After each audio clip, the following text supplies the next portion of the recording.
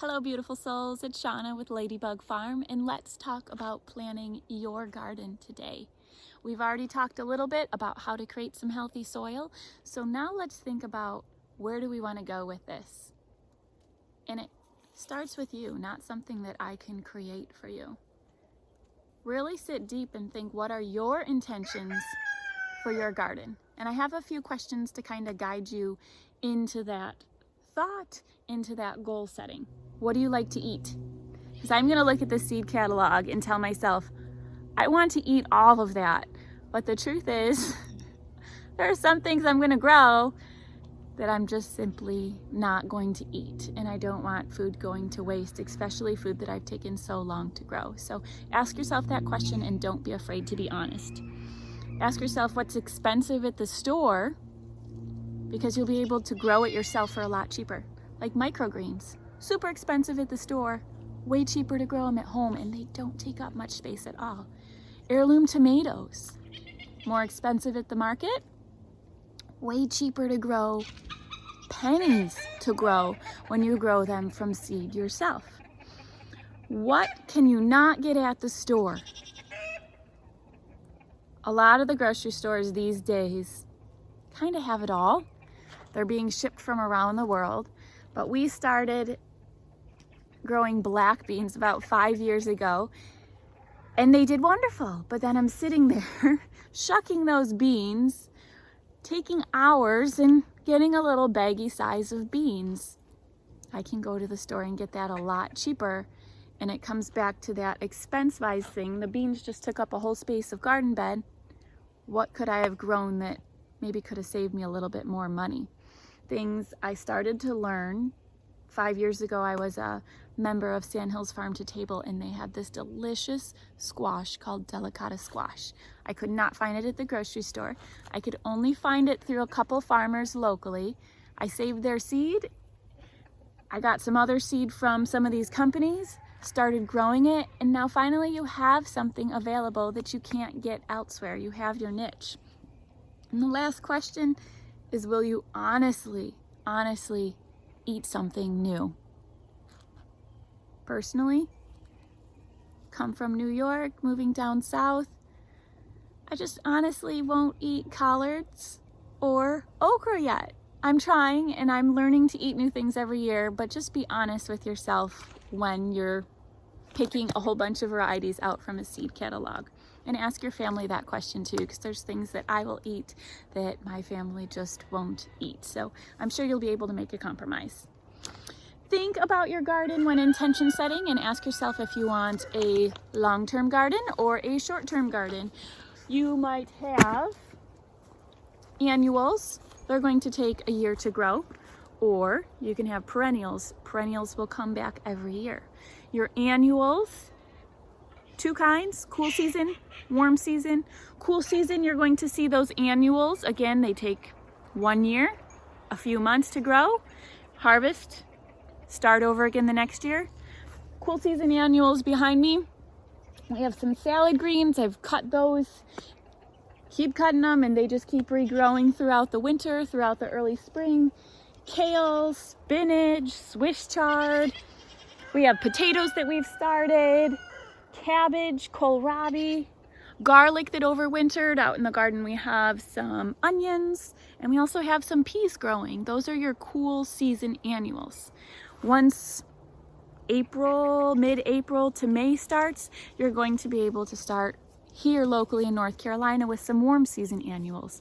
Pumpkins, tomatoes, peppers, okra, watermelon, all those really nice summer vegetables that we crave all year long. So those are your annuals. A little bit less money up front, but more work every year. If you have a long-term goal and you're going to be at your place for a long time, consider some perennials. Consider permaculture. Consider asparagus, or put the crowns into the earth. You're not going to get a harvest for a couple years, but then you're going to get a harvest for a good 15 years to come. consider some bushes. We have cherries, we have blueberries in bushes, we have raspberries and blackberries that will come back every year. Some of those take a little bit to develop, some not. You have trees. Here we have peaches, figs, mulberries, plums, persimmons. Those are going to take apples.